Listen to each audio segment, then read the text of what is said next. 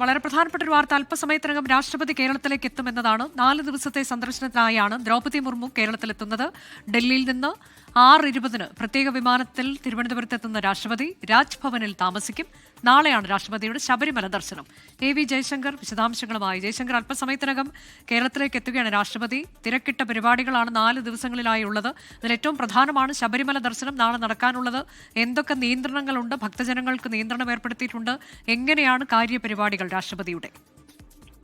അനുജ, ശബരിമല ദർശനം ഉൾപ്പെടെ 4 ദിവസത്തെ പരിപാടികൾക്ക് വേണ്ടിയാണ് രാഷ്ട്രപതി ദ്രൗപദി മുർമു കേരളത്തിലേക്ക് എത്തുന്നത്. നാളെ രാവിലെ 10:20 നിലയ്ക്കൽ ഹെലിപ്പാഡിൽ രാഷ്ട്രപതി ഇറങ്ങും. അതിനുശേഷം പമ്പയിലേക്ക് റോഡ് മാർഗം എത്തിച്ചേരും. പമ്പ സ്നാനത്തിന് പകരം ത്രിവേണിയിൽ കാൽ കഴുകിയതിനു ശേഷം ശബരിമലയിലേക്ക് പ്രത്യേക ഗൂർഖ ജീപ്പിൽ രാഷ്ട്രപതി നീങ്ങും. 11:10 ഗൂർഖ ജീപ്പിൽ രാഷ്ട്രപതി പുറപ്പെടുക. 6 വാഹനങ്ങൾ നിലവിൽ രാഷ്ട്രപതിയെ അനുഗമിക്കുമെന്നാണ് മനസ്സിലാക്കുന്നത്.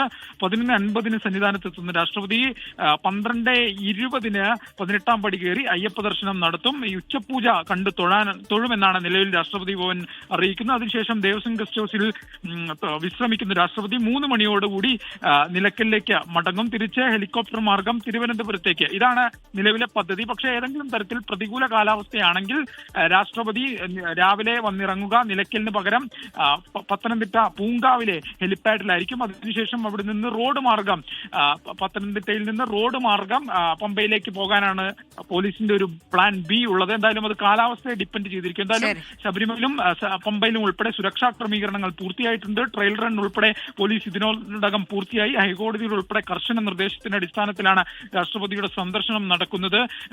നാളെ ഒരു ഭക്തർക്കും സന്നിധാനത്തേക്ക് പ്രവേശനം ഉണ്ടാകില്ല. ഇന്ന് വൈകിട്ടോടുകൂടി മുഴുവൻ പേരെയും അനധികൃതമായി സന്നിധാനത്ത് താമസിക്കുന്ന മുഴുവൻ പേരെയും രാഷ്ട്രപതിയുടെ വരവിനെ തുടർന്നാണ് സന്നിധാനത്ത് സുരക്ഷ കർക്കശമാക്കിയത്. നാളെ ഭക്തജനങ്ങൾക്ക് പ്രവേശനം ഉണ്ടാകില്ല. നാളെയാണ് രാഷ്ട്രപതി ശബരിമലയിൽ എത്തുന്നത് ദർശനത്തിനായി.